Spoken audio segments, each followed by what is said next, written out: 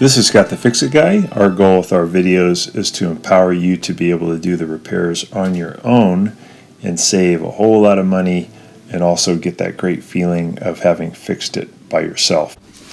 Today we have a Whirlpool washing machine. This is the model number, and this is a stacked version, and the motor keeps cutting out during the spin cycle. It works for a while and then it shuts itself off. We're going to take a look.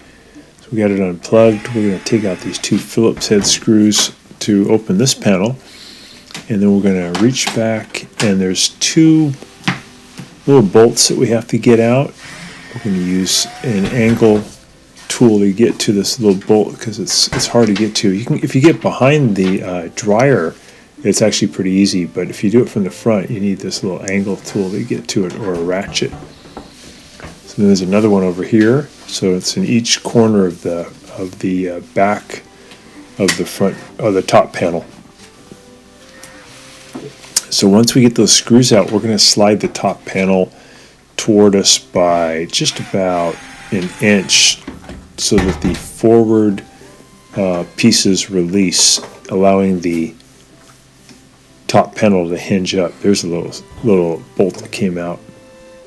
So we're going to pull it toward us a little bit and then hinge it up, and we're going to disconnect this modular connector for the lid switch. We're going to pinch in and pull down. Now we can lift the whole upper panel up and out of the way. Now we're going to remove two bolts here that are holding on the front panel at the top, one on the left, one on the right. And then we'll go ahead and grab the panel, lift up, and that's going to release the little forks at the bottom. Get the front panel out of there.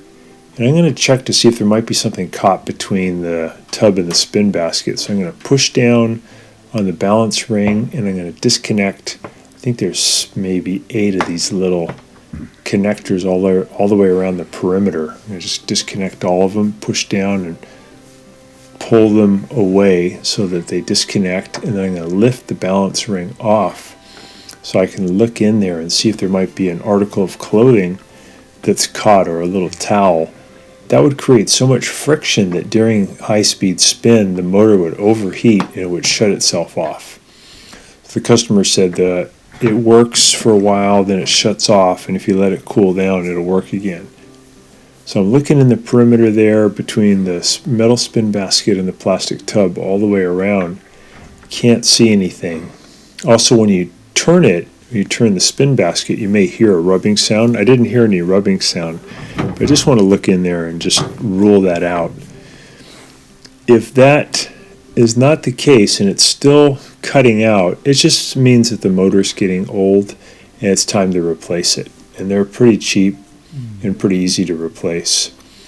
I noticed when I bent down close to the motor, it had a burnt smell to it. We call it ozone. You could smell that it had been just either overused or just a sign of its old age.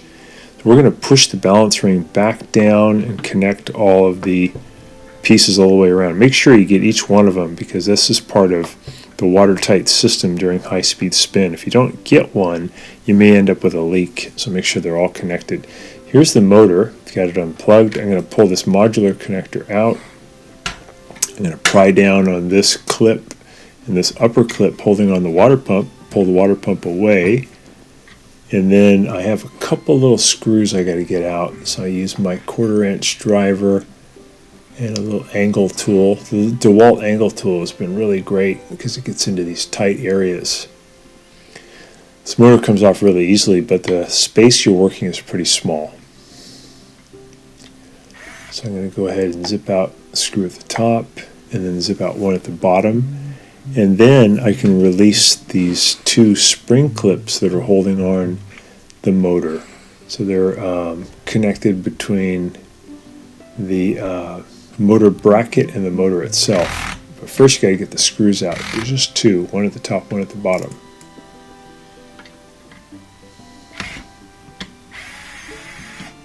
There's that one, 1/4 inch screw. One at the bottom. And then I'll take a standard head screwdriver and I'm going to pry the spring clip off the top, and that'll release the top one, and the bottom one will come off too. There we go. So that one came off. Also the bottom one came off.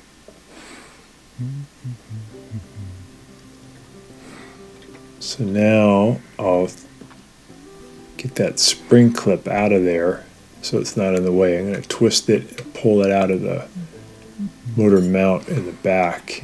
And now I can lift up. These are kind of heavy, maybe 10, 15 pounds. I'm going to lift up underneath and I'm going to kind of wiggle it out if it's tight space there. That's the motor, and it does smell burnt. So I've got a new one with me. I'm going to pull off this rubber piece that comes off of the motor coupler. I'm going to put it on the plastic forks that are hooked to the transmission. Kind of wiggle it in until it lines up. There we go. And I have one fork at 12 o'clock and one at 4 and one at 8. I'll put the little rubber mount back on the motor mount. There should be 4 of them. A couple of them were stuck to the old motor. So now we've got 4 of them in position. These are almost like shock absorbers between the motor and the transmission plate. I'm going to pull off the old plastic fork. Make sure that I have the new motor lined up the same as the old motor. And I'm going to put the plastic fork on the back shaft of the new motor, and I'm going to kind of wiggle it on and get it to where it's flat and flush with the end of the motor shaft. Nice and flush. It looks good. Take off this dust plate from the bottom of the old motor, put it on the bottom of the new motor. It just slides in. These are really good washing machines. They last a long time. Really, really great design. They call it the direct drive design. So I'm going to get the motor in position. I got to get the little plastic forks to line up so they can go into that rubber piece that we saw earlier. And the metal pins, there's 4 of them, have to fit into those rubber bushings on the transmission plate. This is the kind of the hard part. Take your time, get it in nice and flush. We're going to push down really hard on this upper spring clip as we push the motor up a little bit higher than level to help out, and that'll lock in. Yeah, there's that locked in good. I'm going to reach underneath and push up on the bottom clip until it locks in too.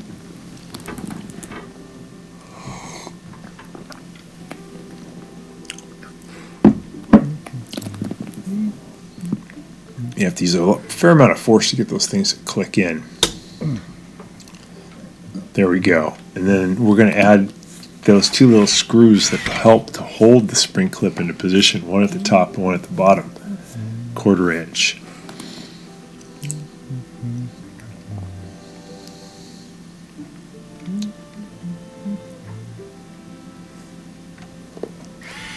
I would say one thing that makes these motors burn out prematurely would be washing blankets and bathroom mats.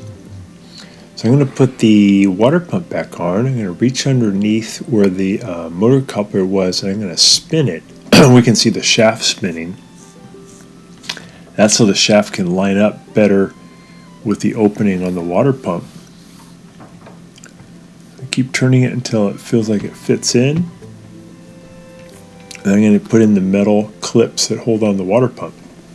One at the bottom and one at the top. And I put them in on the vertical plane first and then twist them to the horizontal plane. And then I'm going to push up underneath until it clicks into position. These ones don't use screws, they just are only using spring tension. There's the bottom one. Top one, same thing.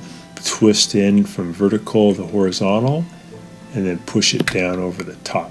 And now we put in the motor power connector. Make sure it's fully seated.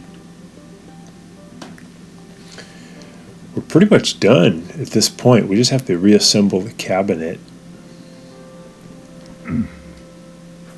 So I'm going to put these forks here on both sides. They're going to fit into holes on the bottom part of the front panel. So I'm going to line those up, and I'll lift the front panel a little higher than it should be and let it drop down under those forks at the bottom. This is kind of a difficult part. Just take your time. Just trying to line it up. You can swear and curse a few times to help you out. And then we're going to put in those screws to hold in the top of the front panel.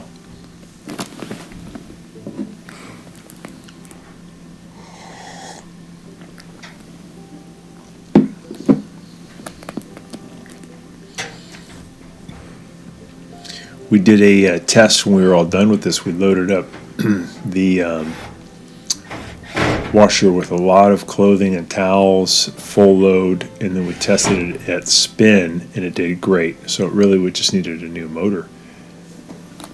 Here comes the top panel. Put it in position.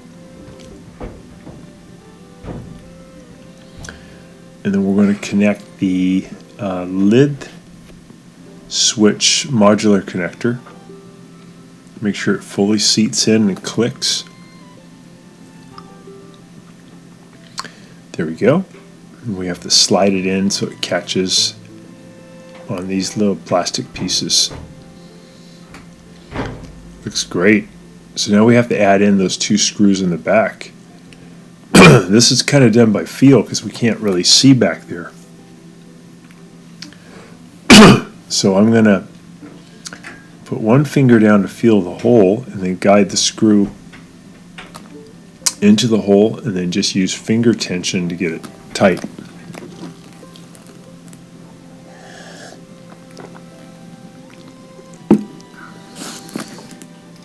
And I'll go ahead and tighten it with the angle tool. And we'll do the same thing on the other side. Oftentimes on this model, I find it difficult to get both of these lined up.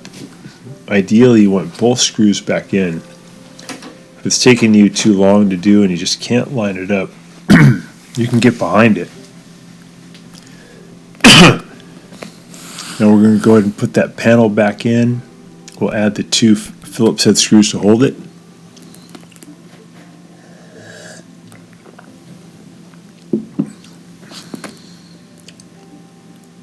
And we'll set it for spin. And give it a test. I found too that I wanted to remove a little bit of this rubber stopper on the lid, about half of it. It's there to help to have a nice soft cushion between the lid and the cabinet. But sometimes you don't get a good lid lock connection and the lid lock does not let it spin. So by removing a little bit of that rubber on both of these stoppers in the front, the lid's able to go a little lower and it's able to activate the lid lock more positively, and you're more likely to get a nice spin every time.